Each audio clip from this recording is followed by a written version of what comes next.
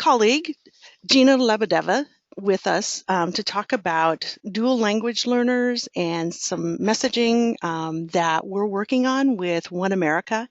So she'll give you a little bit of information about how children learn languages and some of the patterns that are common in children that are learning more than one language. And then towards the end of it, we'll just do a quick overview of 3 new Kaleidoscope Play and Learn caregiver lesson guides that some of you will be using in your groups in the next couple of months. And then anybody else that's not in the pilot project, you're always invited to use these as well, too, as soon as you want to. So without further ado, I'm going to hand this over to Gina, and you'll see her by webcam. And we've decided that if there's some funky delays or if you're having a hard time hearing us, let us know. And then we might turn off her webcam too, because we're thinking it could cause a little bit of disruption in the flow of all of this digital messages. So turn it over to you, Gina. Let's see.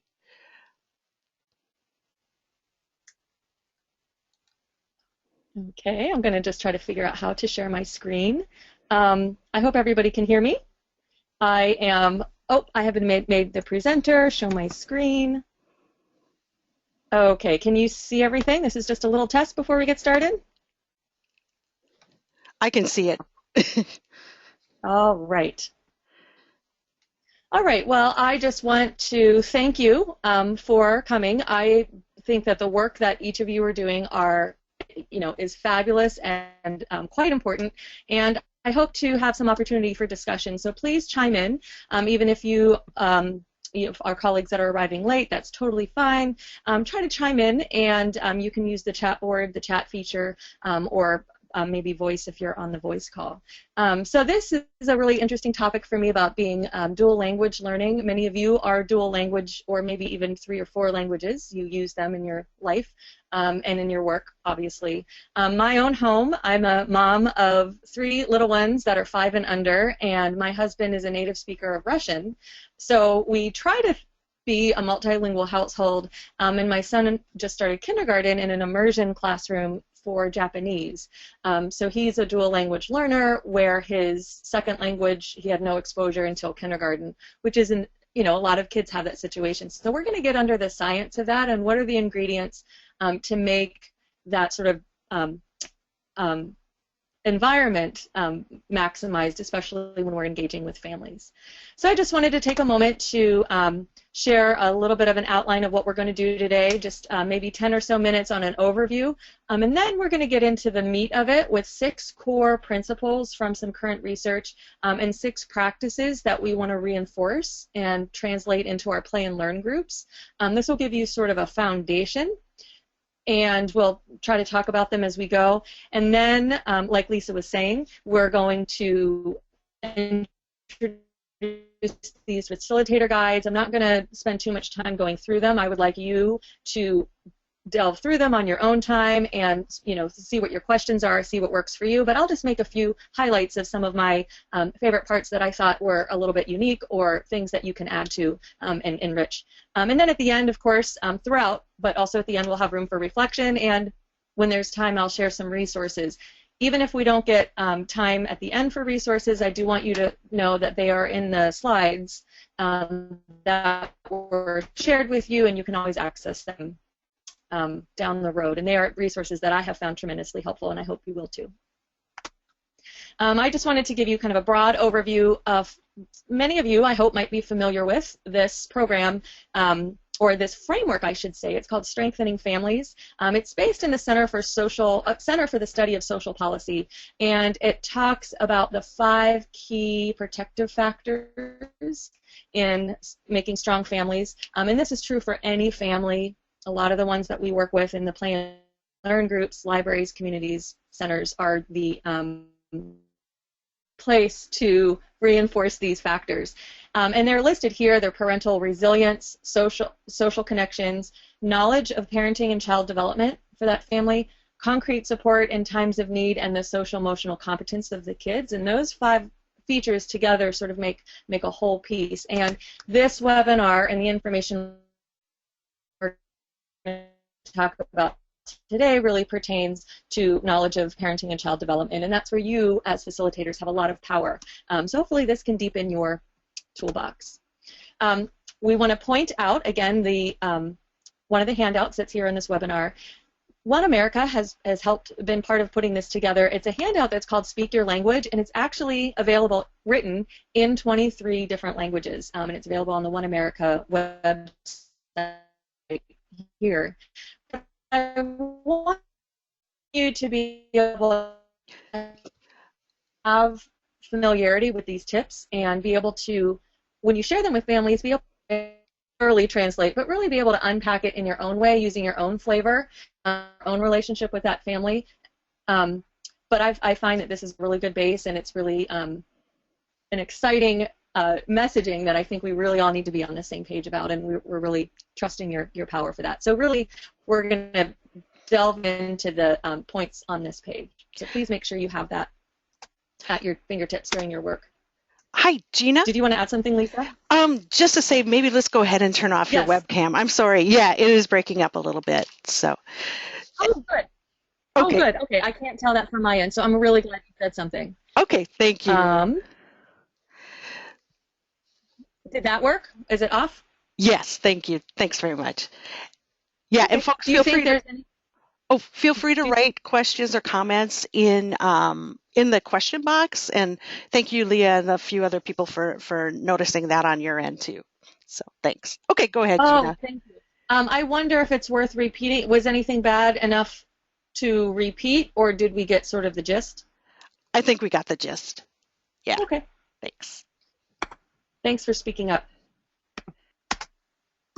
So the big picture framework I want to reinforce is, of course, that all learning happens in relationships, and this is true for all families. In this little diagram, you'll see it's sort of a pyramid, and at the bottom where the solid base is all about relationships. So when I think of when I want you to think of your most important qualities that you bring to your work as facilitators, when you think of your most core strength that you go to, a lot of people might say, oh, well, I am very good at communicating, or I'm very empathetic, I'm very trusting, and I like people to be able to trust me, I like to be very clear. All of that, if you think of those qualities that people often say about themselves, they're really all about trust and that social connection and relationship with that family. And that same thing is true for our children. Once that child has attachment, trust, and social emotional navigation skills, then they can really be motivated and engaged about communication. Once they're in a communication stage where they can really be back and forth and engage in a reciprocal messaging, then we can focus on language. Right? So language is sort of different than communication. I'm using language to be the vocabulary, the pronunciation, the grammar, the content, right? Once we have a good foundation of language, then we can have the traditional academics by the time formal schooling comes along, like literacy and math and, you know, kind of navigating all of that academic things. And throughout this, of course, we need to be very aware of how children's cognitive processes happen, so memory and attention and processing speed, and how they're experiencing sensations, as well as the culture in the community where these children are growing up in. So this is sort of the big framework. We're going to spend most of our time in the bottom three rungs right there in that space. When it comes to dual language learning, I do want to reiterate that there's no really agreed upon best way to educate children who are learning multiple languages, whether that's two languages at the same time or whether the home language is different than a secondary language for people that are, you know, immigration or kind of a sequential learning language. Many of these programs are effective, but dual language learners can have risk factors just like, you know, anyone else. So there's a lot that depends on these risk factors. We do know that high quality input and interaction are most important, and that's what dictates learning, and we do know how to provide that high quality. So what our role is here is to bridge the experience in both languages. When those bridges are strong between home language and second language, and sometimes I'll call that L1 and L2, that is the stronger both will be. So if your first language is strong, you are more likely to have an easier time learning a second language that is strong. So the example that I like to think of is my son, who is learning Japanese, has never heard a lick of Japanese outside of a sushi restaurant maybe, until he arrived in kindergarten, and he's learning the letters. The letters look, of course, the characters in writing look very different. He is able to, because he has such a big vocabulary in English, he's able to describe the letters. You know, one of the characters looks like a person standing on his head doing yoga, interestingly enough, and he has enough vocabulary and world experience to say, oh, that looks like a yoga guy. So that's how I'm going to remember the sound is called yo, yo for yoga. So he's bridging his native language onto this new language, which of course we can all relate to that, right? We can all relate that that's a really easy way to learn that second language. So we're going to talk about that bridging. So again, there's no one right way. There's no clear best model. It depends, again, on the learner, the community, the family, and of course, economic and education factors, the history of trauma for a lot of our families that might have been fleeing from economic or political circumstances. Those all have to be taken into consideration. And of course, there's lots of influences for the quality of language input in any language, right? And that depends on, again, the strengths of the communities, how engaged the family, the opportunities are for the family to engage in the program, which is why Play and Learn groups really specialize and are good examples of that. It depends on our program leadership and our staff development, exposure to languages, our assessment methods. So there's a lot of different considerations that we need to think about. I wanted to point out one resource that I found really helpful. This was just done in 2013, and it is talking about the myths that we need to dispel. And this is a free online report that's written in very accessible language that you can look at. But these are the 10 myths that they talk about that is debunked with research so that you can be confident in messaging with this family. So for example, one myth is that 2 languages make children confused and can delay acquisition of English, or that dual language learners look exactly the same as monolingual children, except for now there's double the language. That's not really true either.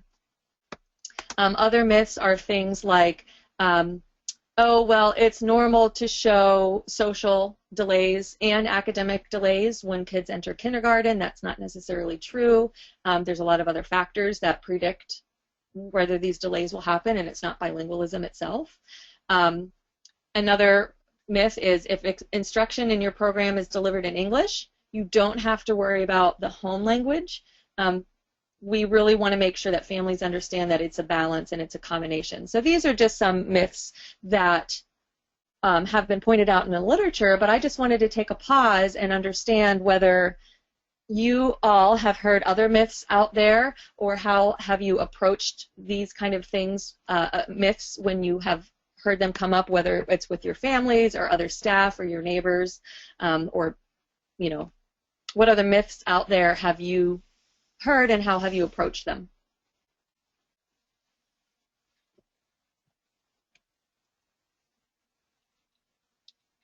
I just wanted to give a moment if anyone wanted to type any in. Or ones that maybe you feel like you're not sure if it's a myth. Maybe you're not sure if bilingualism causes delays, or bilingualism makes kids, you know, stand out being smarter or otherwise. What other things do you think might be myths out there? Hi, Gina. David has a myth that he typed in the question box. English should take priority over home language. Right. That's a really good myth. And we're going to talk about ways to kind of reframe that. It's a very reasonable. By the way, I'm going to just pause here and say I did not see that in the chat box. So if I seem like I'm not responding to chat, it's because I will need Lisa to translate. So thank you for that. Right. we will accept that and validate that because it kind of is very intuitive, right? We know that English is a very economically dominant language. It's a global language, and a lot of families want their best for their kids, and so it's very intuitive that you should speak the language that's dominant. So it's a very intuitive assumption. And it's important to not just dismiss that, to say, oh, well, you're actually wrong. Research says it's the opposite. So we're going to talk about ways to reframe that and sort of acknowledge what they're saying, but then kind of help families see that in another direction. Okay, Gina, we have a couple other comments. One from Leah, who says, I work with families from Brazil in a volunteer program. And, oops, let me see. And often they are told by doctors and other professionals that the heritage language is causing the delays and stop talking to the children in that language and focus on English only. Sad face emoticon.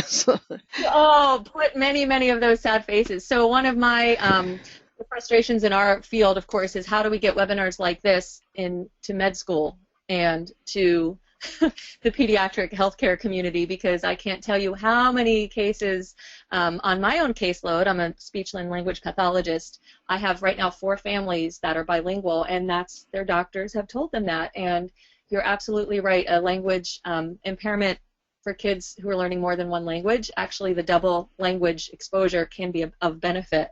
So amen to that. And Leah followed up with another comment. Here in our Kaleidoscope Play and Learn group, we make sure to mention to parents that they're free to use any language they want and feel comfortable with. Caregiver education includes handouts on the myths and how to discuss them with your professional. Excellent. Oh, this is just, this is great. I know a lot of this might be preaching to the choir, and we just need to really think about, well, when is that communication effective? But there are some families where you can do the handout and you can do the positive messaging, but sometimes you just don't reach them. So maybe you can use this time to think about, what about that family I can't reach, or that other, you know, what can I do in my sphere of influence to influence maybe the medical community that might be perpetuating these myths. So great, this is an opportunity to expand those. Okay. Any other comments before we move on? Yeah, Debbie has a comment. There was some research about child development and pathways that develop in the brain before certain age markers. I seem to remember the age of seven months. And so I often tell people that it seems like the earlier a baby or child is exposed to a new or second language, the easier it will be for them to learn it. That's a great message. And yeah, by 7 months, your brain, there's a lot of research to show that your perception of a language, your ability to distinguish the sounds of a language, looks very much like an adult, where you only are able to distinguish the sounds that you are exposed to, which is great, right? Your brain is learning to become efficient. My brain is not going to be very good at distinguishing Japanese or Chinese sounds because I haven't been exposed to that, so I'm going to use that brain for other sounds. So yeah, earlier is better in terms of brain plasticity, that our ability to change the brain. Of course, you can always learn vocabulary and grammar and learn communication in another language, but it's never going to be as efficient or as fluid as it will be if you have exposure in early childhood. Let's see.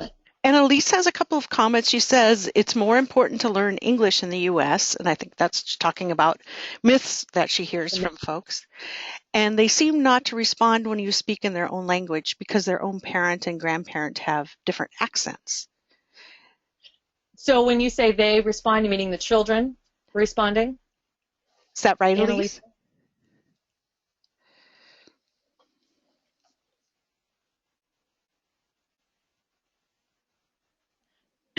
Right. So sometimes you'll see that family, like the adults or the elders might speak in one language in their home language, and the child might speak back in English, and we're going to discover that that is actually quite normal, or typical, I should say. It could be normal to not do that too, but it could be very typical, which has a lot to do with identity seeking. It could be for efficiency. We're going to learn that different languages develop at different rates and have different vocabulary. So kids are always going to respond the way that's most efficient for them at the time. And that could change during different ages. But yeah, you mentioned about accents too, and we really want to make sure that young brain is hearing language that has the least accent or is the most authentic and is the most rich. So I like how you pointed that out. You guys are just top notch, but of course you are because you work at Play and Learn. But yeah, keep those comments coming. I'm going to move on for now, just for time, but it's great to keep reflecting on these myths. This is a little bit of a delay. So let's go into unpacking some of those core principles. And again, some of these might be familiar to you, but if they are, I want you to think about maybe this is a new way to say it for that one family that might need a different little way to say it, or that other professional or your colleague who's maybe a little bit newer to this. So hopefully if you already know this material, you can just think of a new way to say it or package it. So 6 principles that are important. The one is we need to really honor and consider both languages, so what's called total conceptual vocabulary in both languages, and we really sometimes need the family's help to determine that. So think of a child's brain, represented here by this bucket, and in this bucket, say you have a child who knows 250 words approximately in Spanish, and they only know 50 words in English. So if you have a kiddo who's 2, and if you only looked at English and saw that they have 50 words, I would hope that someone would say, uh-oh, 50 words in English? That's not good. That's a red flag, right? We have a late talker. But wait a minute. In a bilingual brain, in a bilingual child, you have to combine 250 words plus 50 words. Even if some of those words overlap, you should still count them. So you might have the word cane for dog.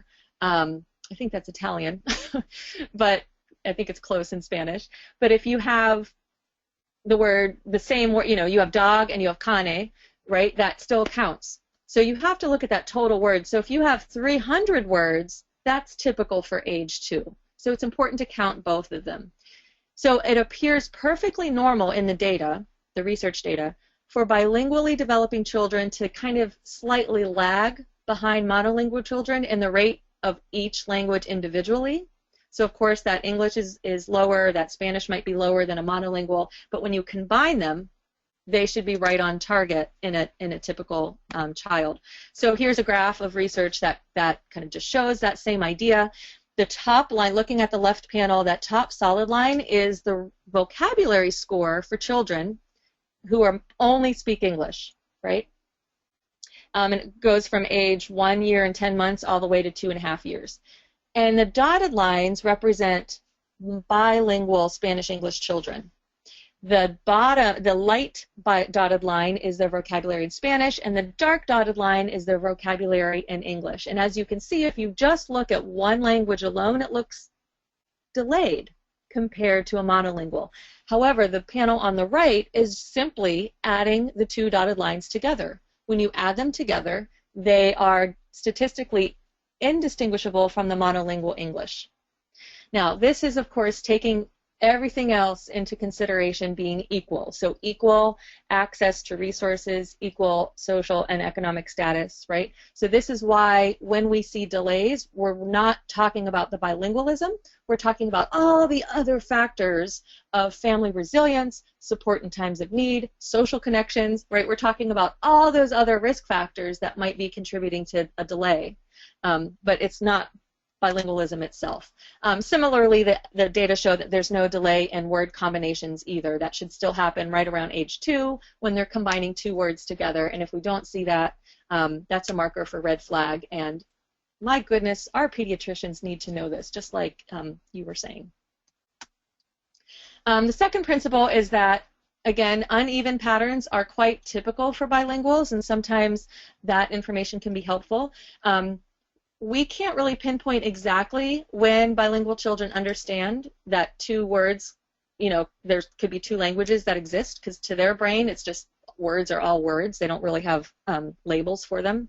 But as early as 2 years old, they typically start to use the correct language for the right people, right? And that shows the importance of social cues, social experiences. Oh my gosh, you kind of are my mom's friend, and my mom speaks mostly English, so I'm going to assume that most likely you speak English, whereas if you're my dad's friend, I only see you with my dad, and my dad only speaks Russian.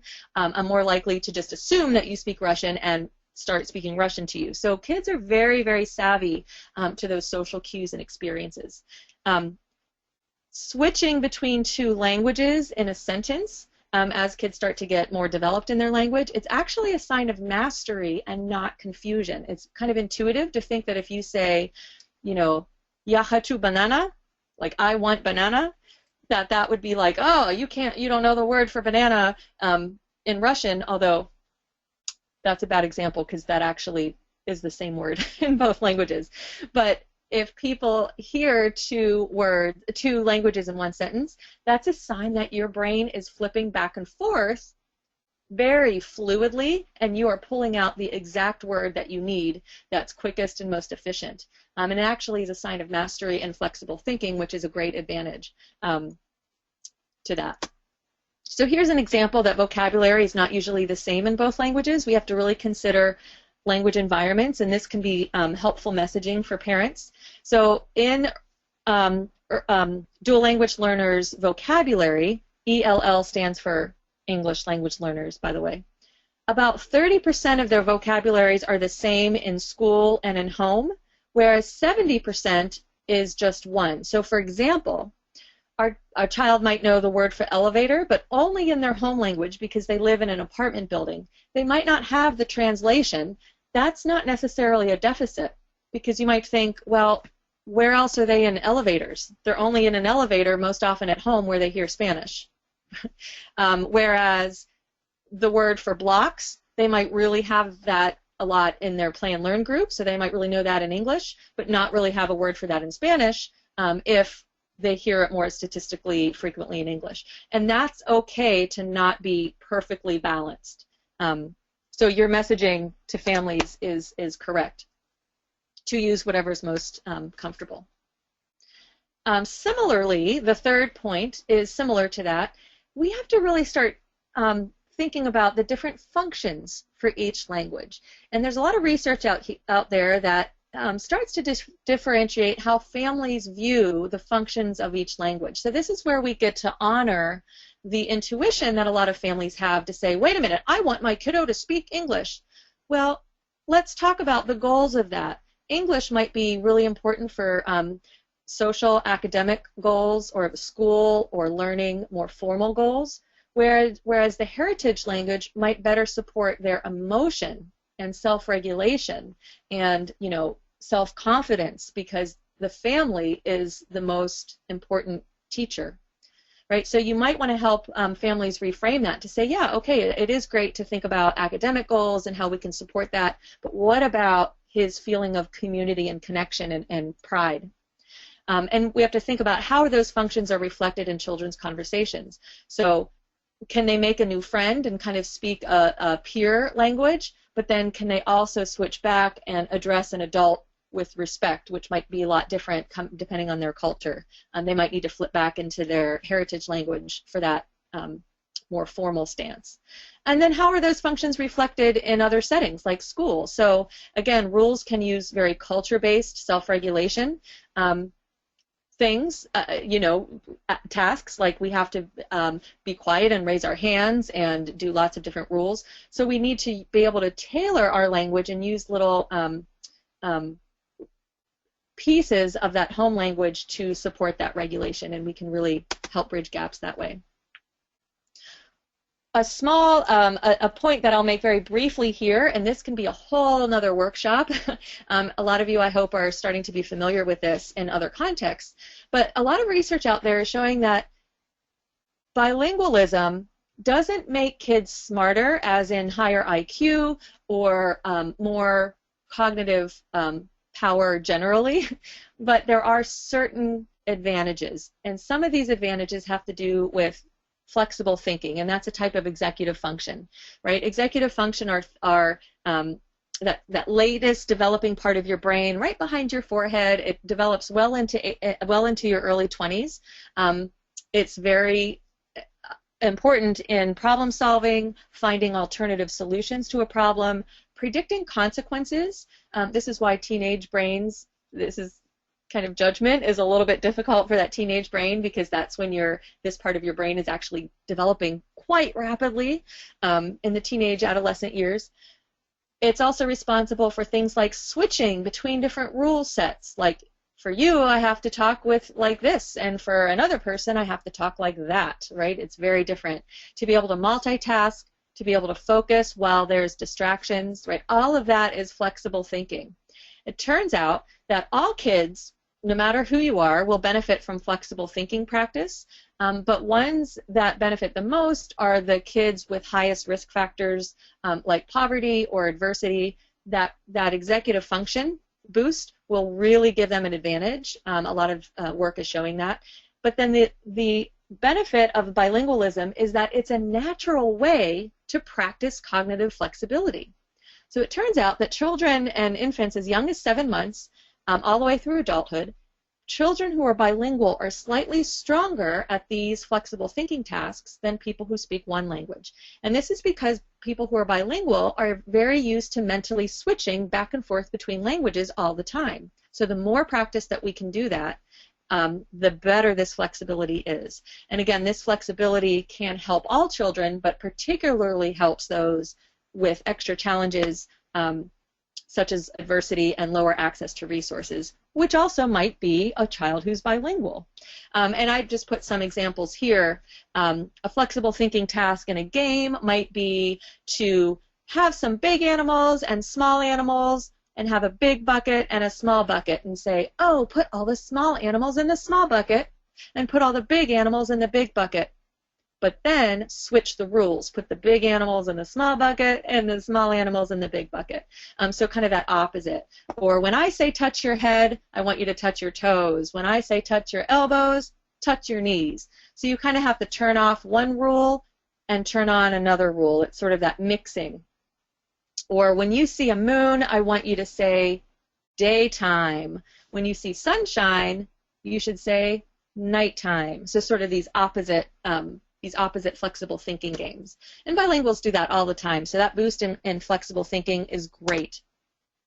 The fifth principle is about transfer. So this is actually really interesting research, and it's quite strong research, that the benefit of having a strong first language, even when you don't have access to pre-literacy skills in English or in the main language, let's say, those skills transfer quite easily in the kindergarten to third grade period. There might be a lag, but the lag is usually not strong enough to be considered a delay, as in a kid who might need extra support outside of, they might not need special education services because of this.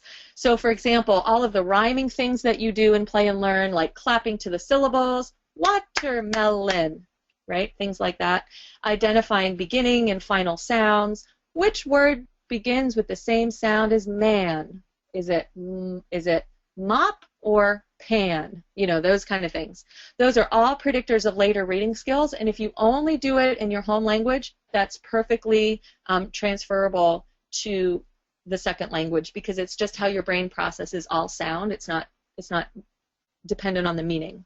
So parents, again, whose first language is not English, should be encouraged to use their stronger language to foster reading, even without reading a book. Does that make sense? I put 2 links here that I really like. It supplements a lot of the other Play and Learn materials about phonological awareness and pre-reading, but that could be really good to hone in and incorporate with your bilingual families. And then the last thing that was brought up by our participants a few minutes ago is, of course, don't ignore delays, right? And this is the message we need to collaborate with our healthcare providers and teachers as well. We can't assume that language and social milestones are different, right? We have to assume that they're not different for monolinguals and bilinguals when all languages are combined. An important thing to remember is that most of the world's, is it now 7 billion people? Maybe it's 6 billion, maybe it's 7 billion by now, the majority of people in the world speak more than one language. The minority of people only speak one language. So sometimes, particularly for immigrants who are trying to assimilate to a culture that's primarily monolingual, forget that. Forget that the rest of the world is not like that. So if there's a delay, or there might be a variety of other factors involved, but it's not bilingualism itself. So we really need to reiterate and have at the top of our hands and our fingertips for our families any suspected delay, and I put some milestones here. We should advocate for further monitoring or somehow engage with this family on exploring that in a safe way by building your relationship with them, so that you can have this difficult conversation to say, well, yeah, he has less than 50 words and he's already 2, even when both of his languages are combined. Yeah, that's not normal for a bilingual kiddo. There's something else going on. Let's talk more about this. And hopefully you will have caught it before too. I like to see kids. It's never too late, but it's never too early. So if they're not babbling by 7 months, if they don't show gestures or pointing by 12 months, if they don't have any words at all by 16 or 17 months, let's start engaging with this family more directly. Okay, so I just went over, took a while. I hope I didn't go too fast. 6 principles. Consider all languages together. Uneven patterns are normal in different languages. Different functions for each language. There's a cognitive flexibility boost that bilingualism can provide. Early literacy skills transfer from the first to the second language, and don't ignore delays. Before we move on to practices, I wanted to pause and ask, how much of this was old information, how much of it was new information, and if it was old, how can you use this to better adapt or raise awareness, and if it was new, what was your aha moment, and what can you do to learn more, and what questions do you have? So I'm just going to take a pause about those 6 principles, and here are your reflections. So yeah, go ahead and type those in the question box. So Debbie says, I had no idea that strength in a first language would translate to a second. That's really helpful and exciting. Yeah, isn't it? I love how you use the word exciting. I agree.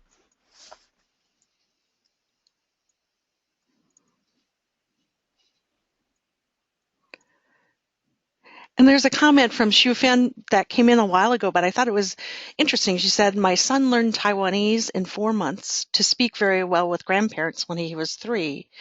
And he even could use it when he was 20 years old, visiting Taiwan and riding a taxi alone. I'm so glad you brought that up. That's funny how I can relate to the taxi story. I got dreadfully lost in Istanbul once and really wish I could had more Turkish vocabulary. That was funny when they dropped us off in a field of sunflowers. Something didn't translate right. Anyway, there is interesting research where if a child is exposed to another language, usually early in their life before age 3, maybe it's by a grandparent or a nanny or something, and then they don't get exposure to it at all, they lose their Vietnamese or they lose their Taiwanese or whatever, and then go back to it as an adult, they can pick it up a lot faster and a lot more efficiently, even with a gap from early childhood to adolescence. It's that early exposure that really makes it efficient. It just sort of wakes it up again. So that's a great example. And very important when you're in a taxi in a country that's not even close to your language. So that's great. And I was even thinking too, Gina, about my own daughter too, and adopting her from 20 months, and when she was 20 months old, from an orphanage in central China. And she kind of went through a phase of learning English where she shut down, but when she started learning Chinese again, in a kind of a little preschool play group that we put together, and then again in middle school, her teachers kept giving comments like, she hears those tones that I will never be able to hear. I mean, her brain had, imprinted on the sounds and the cadence of that language, that in a way that somebody learning it later on in life might not ever master. So it was pretty amazing. That is pretty amazing, and I don't know, the adoption literature is quite interesting because in certain eras and in certain geographies, the language input was actually not very rich in a lot of kids. Even, I don't know if that was the case with your particular daughter, but for a lot of kids, even if even with such other risk factors, that's still true. So imagine when you don't have those, when you have a rich language environment and rich interaction and all the things going right, imagine the strength. So that's just, it shows resilience and kind of magnifies that resilience. So I really appreciate that example. It matches the literature. Yeah, definitely. Okay, we've got a couple more comments coming in. Leah saying, I'm thrilled to be able to tell families that switching between the two languages in one sentence is a sign of mastery. I didn't know that. Yep. And also I learned my children knew the difference between the two languages when they started using my husband's language with me and laughing because they knew I would not understand them since I don't speak his language. Oh, I am so scared of that happening. I can relate. Right. I have my older son, right, is learning Japanese, and if I'm lucky, the girls, my twins, I have twin 2-year-olds that will eventually go there too, and I think, uh-oh, I'm going to create a revolution here in my backyard. We're all going to talk to each other and plan a revolution behind my back. Right. And Leah goes on, it was right along with developing the sense of humor at 2.5 for both my children. We speak 3 That's languages. Right. That's right. Yeah, that sense of humor speaks to the importance of that social cue, that nuance, that, haha, I know something that you don't know, and I know it, and we both know it, and I can use that to manipulate.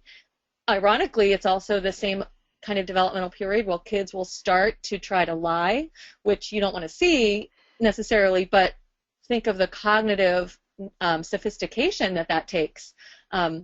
And because bilingual kids have kind of sneaky exposure to that more often, that kind of, I'm not saying they're going to be better liars, but they're going to be better able to really manipulate and really think in complex ways about that social interaction, and that's always of benefit. So yeah, all of these you already might have known at some level in your gut, but now when you see examples of it, bring it up and point it out and really use that to strengthen the family in very specific ways. So great. Fabulous. And just one more comment from Debbie saying, haha, same here, Leah. My kids laugh at my husband when he tries to read to them in Spanish because they know he's going to pronounce everything wrong. That's right. Yeah, right. Which is good. And, you know, and when we can share our own sort of vulnerabilities, not vulnerabilities, but our own stories with families who might kind of assume the opposite is true, it also strengthens the relationship between you and the family. And I know that Play and Learn groups and Play and Learn facilitators do that a lot, right? You can share some of your personal story to build that, what I think is very therapeutic, and it's a good alliance between professionals as yourselves and the community. So these are great that these are bringing up some of your personal stories. Thank you. So hold these in mind. Keep adding if you would like, and we're going to just move on to build on these with some more principles. And you know, the principles and practices sort of overlap, but hopefully this will give you a little more, I want to say ammunition, but that sounds violent, a little more tools in your toolbox to delve into this. So again, going back to that pyramid in the beginning, your work always focuses on building relationships, which is great. We want to use our Play and Learn groups to provide opportunities for folks to share their own stories in their own words. If you want to rely on interpreters or other community members that can support that, that's really great. Include families who have less voice. Be creative in how we can give them that voice, and think about your relationships with families and how you can move it from a beginning ground relationship. We've all had relationships in our lives where you think, I want to tell them this, but we're just not there yet in our relationship. Middle ground, and then solid ground when you can start to address when challenges come up. Hey, listen, I do have some concerns about your kids' language and communication. Would you like to talk more about them, or would you like more resources, or is this something we can engage in? So getting to that solid ground takes time and patience, responsive listening. I mean, you could take more workshops on that kind of a thing, but we just have to be mindful of that relationship, and then that's where we can get to mutually solve problems, and then they can learn to trust you better with this messaging. Because if you just come out and say, oh, your kid's not confused when he switches language, that's what the research says. That might be right, but you might not be effective until you have that relationship. So really focus on that relationship. Another piece is, of course, as you all are, it's always good for me to be reminded of this, we just have to be mindful of common barriers that a lot of our families might face, or some of this might be your own experience as well. It can be difficult for families, especially those with a history of immigration, to face these barriers. So, of course, English proficiency is just one, but in a lot of families they might be experiencing an adult-child role reversal because of that language, where the elders might feel disempowered from their role and they might have to rely on their children, and the children might have to take on these inappropriate responsibilities. There might be fear of losing your culture. There might be fear of losing their legal status. They might need a lot of flexible plans, so they kind of don't want to commit to anything, and so therefore they don't want to build a relationship because of that committal issue. And of course, there might be histories of personal trauma or political asylum or all kinds of things that might make engagement hard. So when we're mindful of this, I think that we can sort of be open to hearing opportunities to engage around some of these barriers, to just acknowledge and have them feel heard. A lot of common feedback from dual language families, you've heard a lot of these, right? Poor communication because the staff doesn't speak my language, or I'm not really sure how discipline works, or school events or community events because I don't really have the explanation in my language. I might feel intimidated or unsure. What do people expect of me? And I'm sure you might have heard a lot of other kind of common feedback. It's not that I have there's an answer to these, but if we can make families feel heard and validated, that's often just enough to make sort of their tension go away and their shoulders go down, and just say, okay, you get the problem, and then maybe you can be more creative about a solution or working together or more forgiving, or you can kind of relate to that. Kind of similar to that idea is a lot of times some of our newer staff might misread distance as disregard. Well, I tried to give information to this family, but they just, nod and shake their head, and I don't know if they're, they don't seem to be engaging, they must not care. Well, that might be true, who knows, but despite lower involvement, some families actually want to show respect by showing distance. Right? We have to always make the assumption that all families care deeply about their children's health and education and learning, but they might show respect by keeping distance because maybe, you're the teacher, you're the staff member, you're the professional, it's your job to play with my kids. I'm just here to observe. Right? So this is why play and learn groups are so powerful, because you are really engaging and really flipping that notion upside down. So keep doing that, and you might have to really acknowledge this and really ask about it and say, well, what's that like for you? What is it like in your home culture? Or what do you assume the role of parents are? And this can help empower parents to engage with their children's teachers as well. Similar, again, this follows that same line. We have to sometimes unhide the hidden rules that we learn just by having been in the culture for so long. You just sort of implicitly learn a lot of things, but a lot of times our dual culture families just need it spelled out. So for example, we want to, and this is all in your play and learn guides, we want to say things like, well, teachers actually want to hear from families. It's actually a sign of respect to ask them a question when you're wondering, or it's a sign that you care about your kids when you say, hey, here's something from home that we've been, that my child really likes. That's actually a good thing, and we might forget to just point that out. Sometimes it's kind of the obvious, but we have to just make sure that, check in with ourselves and make sure that we're empowering that voice. And again, this reiterates something that we've talked about already in this webinar, but this might help you reframe it. Sometimes when families, the point is to encourage the family to use the language that is most rich and comfortable to them. So some families might feel like one of our colleagues earlier said, they have to use English at home so that they can be better at school. And we can tell them, well, you should use the language that you're most rich and, that you're the best language. But to them, in their mind, they might still think English is best. Okay, so how I can reframe it is I say, okay, well, when I talk about rich language, right, when I talk about a rich house, I'm talking about ones with pictures on the walls and, artifacts from their world travels and really thick carpet and fluffy towels and drawers that don't leave sawdust when you open it, like in my kitchen, or a stove that is just touch of a button and it turns on, right? That's a rich house. Well, the same is true for our language. It's the most complex grammar, the most nuanced ideas, the biggest vocabulary, best pronouncing, funniest jokes. What language is most like your heart personality? So I often ask families, well, okay, sounds like English is important to you, that's great.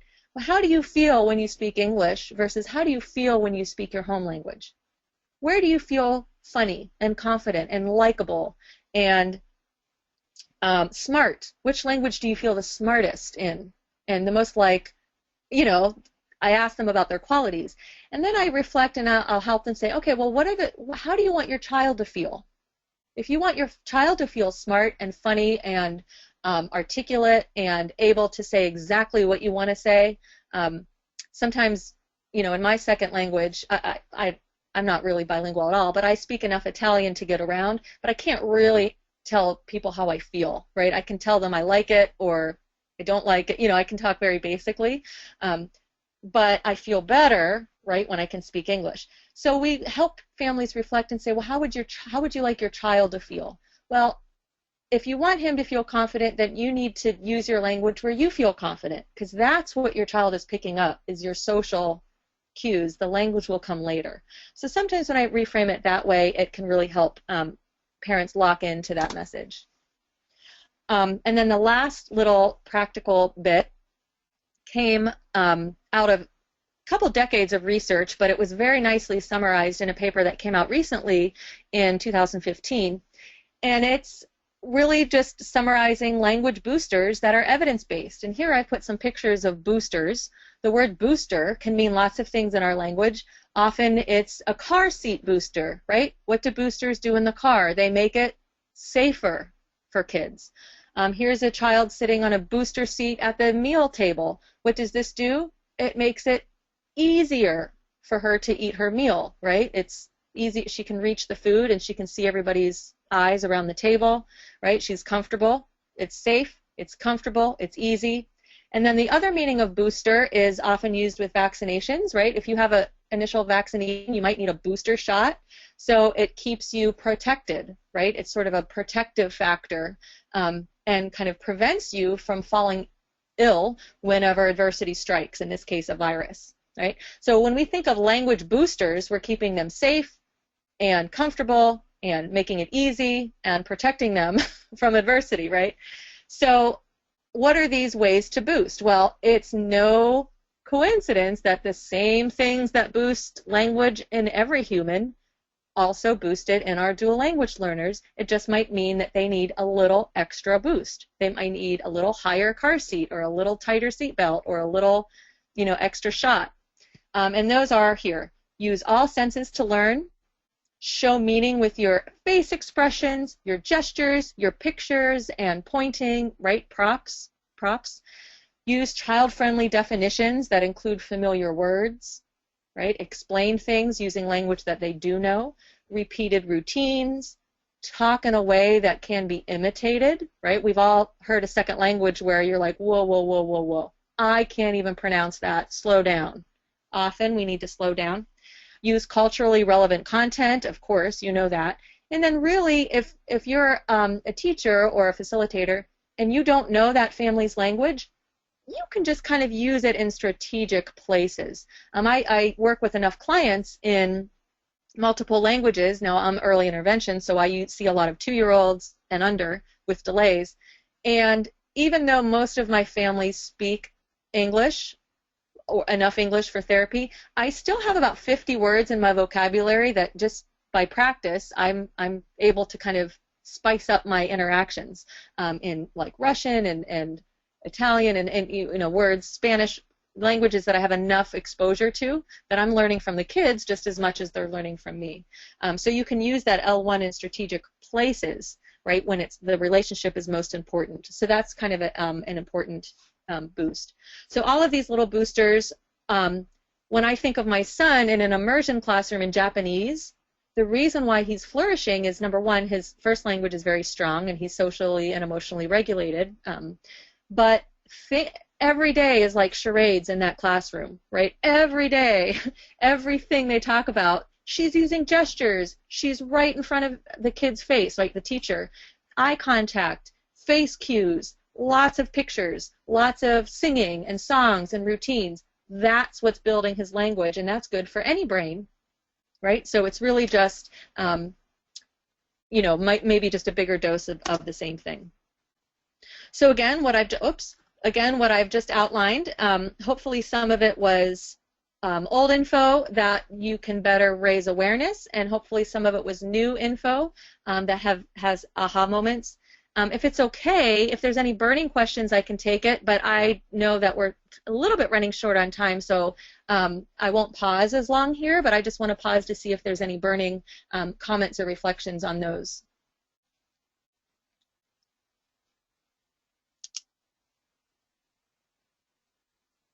Hopefully you pulled away some nuggets that you might envision yourself applying next week, or your next playgroup session, or at home with your neighbor or your own children. I want to reiterate and empower and remind you something that, as a theme that you already know, that your words to families are very powerful. And with the knowledge that we just talked about, or with the reminders that we just talked about, I invite you to capture the details of these principles in action as you see them in the session. Reframe them, and then wonder and invite reflection with your family. So for example, this has come up in our webinar, but say in a conversation you heard a parent concerned about their ability to use both languages, and the parent wonders if their child is confused. How might you address that parent's need for more information, and what are some factors you might consider in your response? Right? So we have to think, are there ways I can just not tell them, but rather join in wondering with them? So we're gonna in the next slide I have some examples of some responses, and we have to think about which kind of response is most empowering and engaging. Not just simply giving information, but actually making it effective. So I always remember my teacher once told me, Gina, you might be right, but are you effective? And we have to really concentrate on what makes us effective. So we might be able to, again, see little Dimitri here. He's using his Russian, and you might say, oh, I heard Dimitri using Russian. That's great. And yeah, that might be empowering, or that might be nice to hear, but it's kind of nice, but it doesn't really unpack it. But what if you engage this way to say, today I heard Dimitri use English and Russian both together at the same time. He said, "Я хочу banana," which is not a good example because I learned that banana is also the same in Russian. So I should say, he said, "I want яблоко," which means I want an apple, right? This tells me that his mind is working to communicate so fast. He is so efficient. When he does this, he shows us how well he can find all the words. He's like picking the right tool from a bigger toolbox than other kids have. Other kids only have a small toolbox. So not only is his toolbox bigger, but he knows exactly the right tool that he needs. This shows flexible thinking. If a kid was confused, he would screw up and call the apple an orange, and he would pick the wrong word, right? Or if he was confused, he would say, wait, you want apple instead of I want apple, right? He would confuse the me and you. When we see that kind of confusion, that's a problem. That's when we should start wondering, let's get him some help, right, or support. But so we really want to say, well, that's not confusion. Let me show you what confusion would look like, right? So then we can invite parents to wonder, well, what other mixing patterns have you learned, or what other mixing patterns do you yourself use? So we just went over some principles and some practices, and hopefully in your mind you're thinking of some examples where a lot of these apply. before I pause for total reflection, I just wanted to quickly reiterate the 3 facilitator guides that basically go through, they put into practice all of the principles and practices that we talked about in 3 little nuggets that Lisa and I sort of put together. So one is about home language, one is about learning English, and one is about being an advocate for your child. And I'm just going to exit out of here and show you what they look like. I hope that you guys can see this. So this is what the first one looks like, and you have, hopefully you have these already. You'll see a lot of different links. There's many more that I could share, but hopefully you'll have some time to look at the links as well as the key messages in preparation for your work with families. The one I wanted to point out is, so you'll see that there's a section on key messages. They're all just what we talked about. Sort of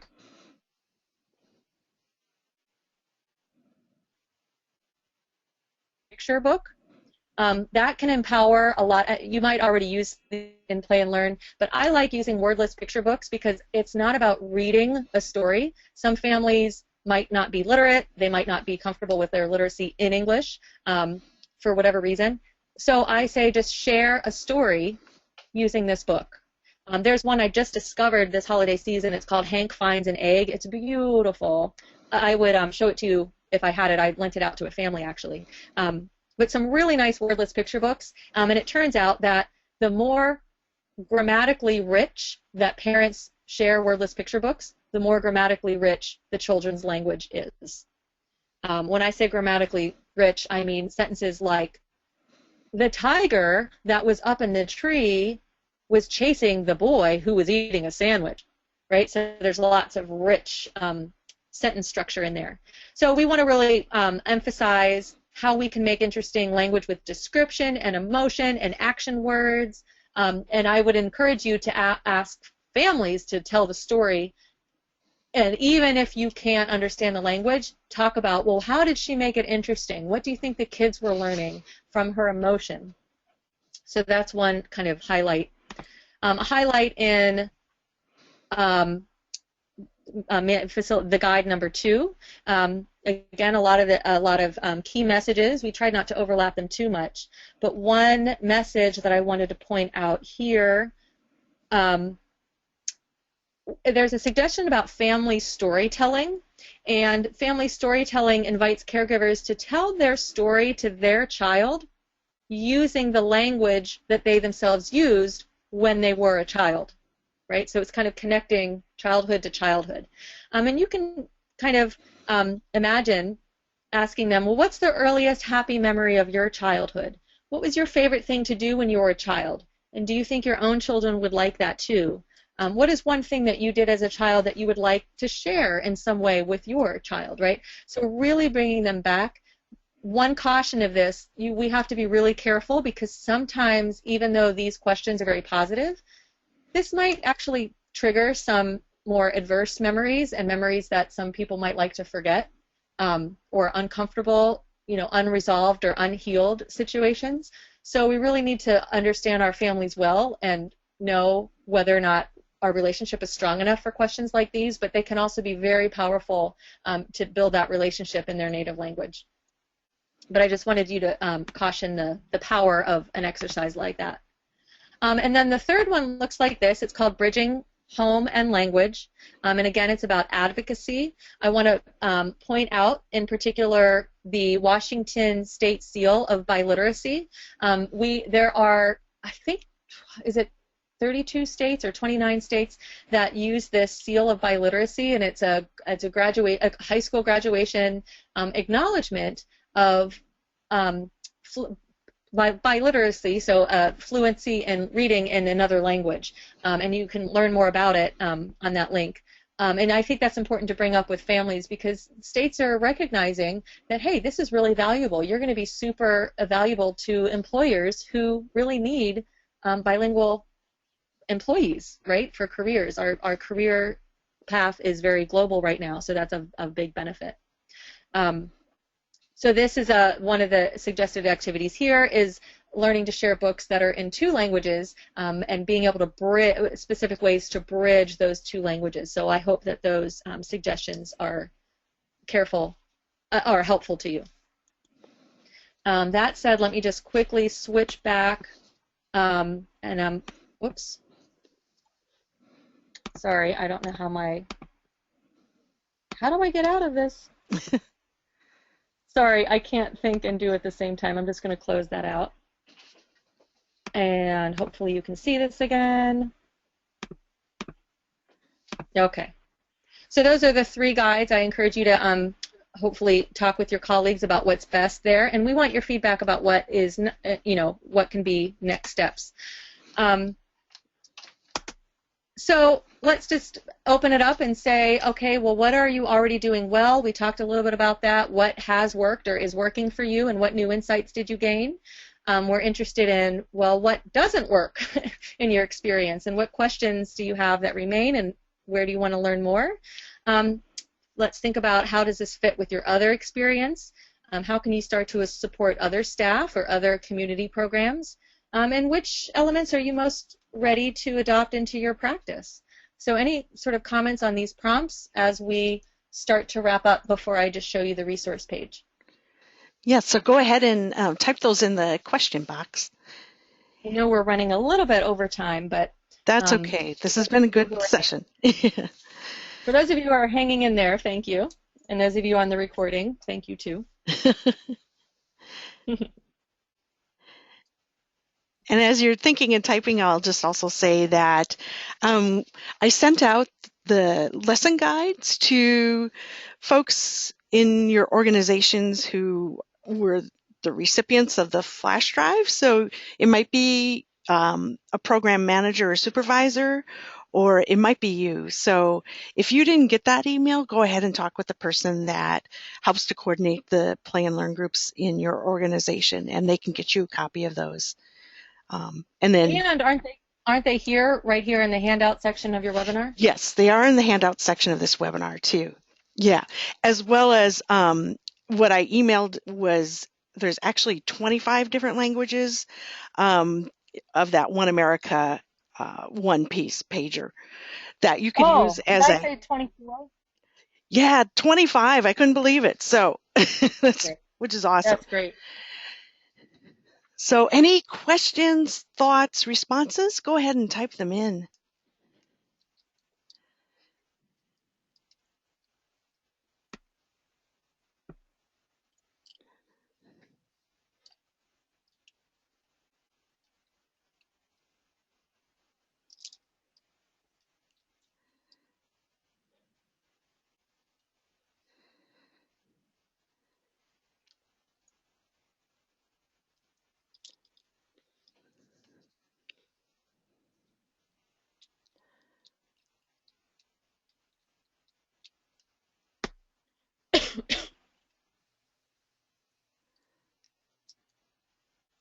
All right, I'm not seeing anything, Gina. So, I mean, you can move forward, and I'll keep looking at the questions. Sure, keep your lookout. And this is an ongoing reflection.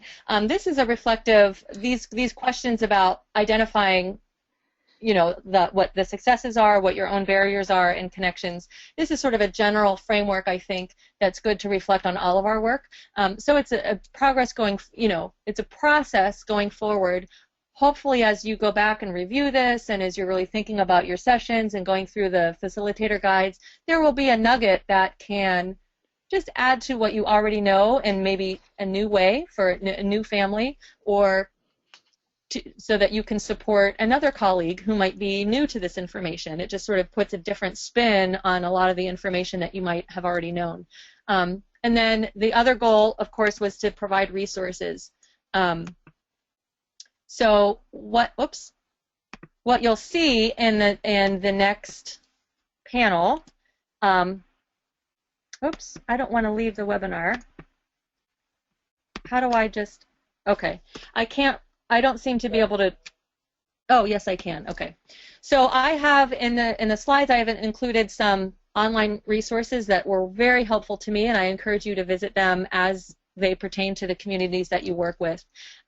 This is the first one I acknowledged in the webinar, the Center for the Study of Social Policy, and this talks a lot about the bigger picture of how we can support families and resilience.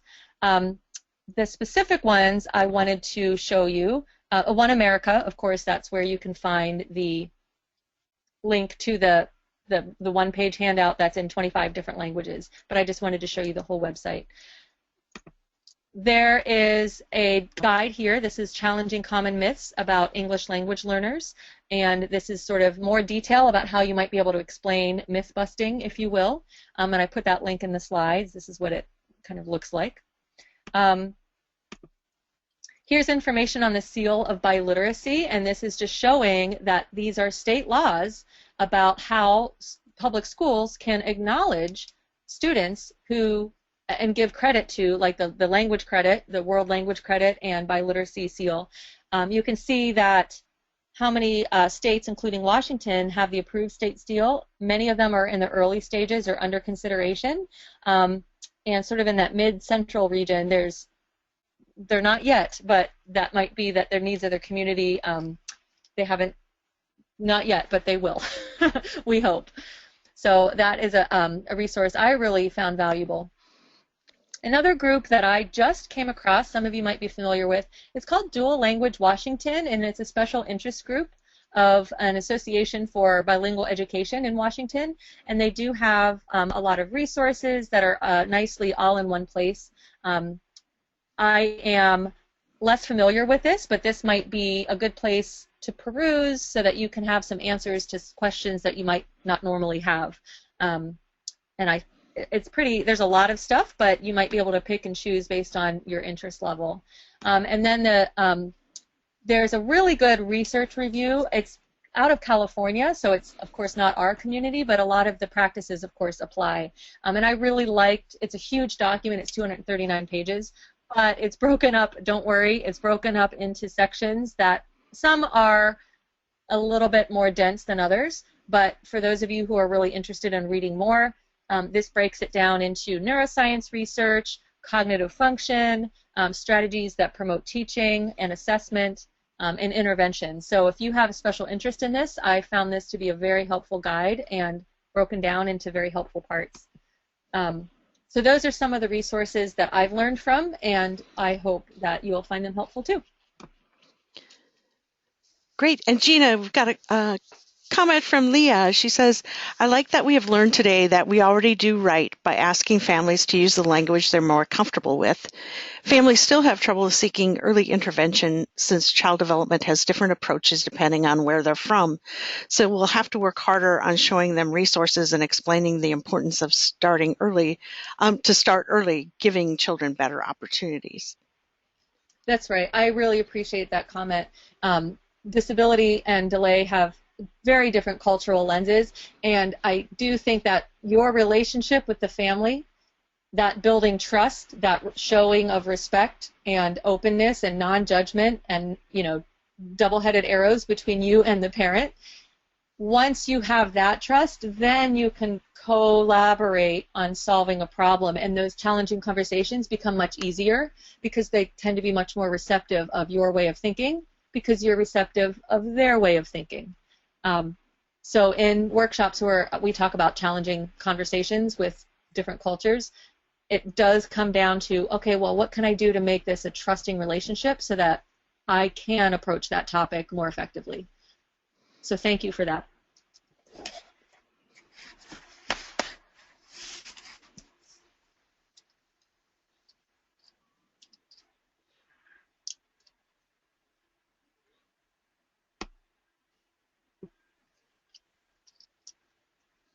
Other thoughts or examples? Have you seen some of this play out already?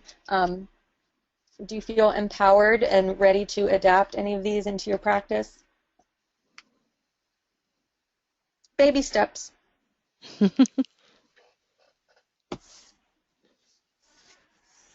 Well, I want to respect your time. Those of you who have more questions that you'd like to talk about, I'll stay on for a few more minutes, but I also want to respect your time to go and digest this on your own time.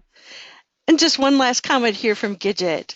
I very much appreciated the idea of using the language that is more rich to them. Home language is the language of people's hearts and will convey their ideas and thoughts in a much more rich manner for children and adults alike. Oh, that is the language of your heart language. That's such a powerful way to say it, much, much more elegant than I could think of. What a beautiful way to empower families. They Yes. need to hear that. They need to hear that a lot. And you have to remember a lot of these families might not have people in their life to just tell them that. So just that voice alone, putting that in their ear every week can be very, very empowering, and that might be all they need to really have pride in that heritage language. So thank you for putting it in such a good frame.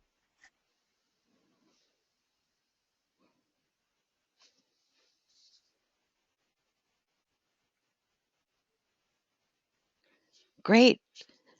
So anything else, Gina?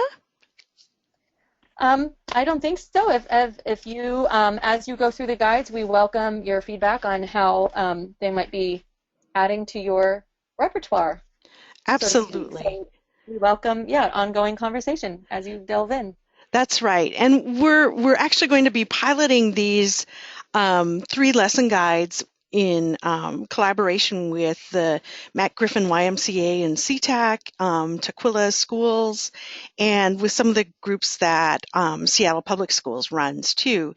And we'll be gathering some feedback from the facilitators as well as from the families on what they thought about it, what they connected with what was new ideas, what they'd like to learn more about. And if you're open to it and you're thinking about trying these lesson guides out in the next month or two, I would love to hear your feedback as well. So I will send up a follow-up email to all the facilitators that were on the webinar today and ask if you'd like to participate in that feedback as well, because I'd love to hear your direct experiences and ways that we can improve this, and and we also want to carry this back to One America too, because they are seeing Kaleidoscope Play and Learn as one venue in which to get these messages out to families, and so they'll be building upon what we learn in our work with families, so that they can reach out to different communities and through different types of programs and services. So it's going to benefit a lot of people in the long run. Great. Well, you guys are an important voice. Yes. We so appreciate all that you're doing, and keep it up. Yes, absolutely. And Gina, thank you so much. This was so helpful, and I just really appreciate your weaving in some great stories as well as the brain science and some easy to do things that folks can put into practice right away. So really appreciate working with you and what you've helped us learn about today. Well, it's my pleasure, and thank you for bearing with the less than personal interaction, but it's great to have the webinar technology to connect our community. So my pleasure. Okay, well, with that, we'll just say good afternoon and hope to talk to folks soon. Thank you so much. Thank you.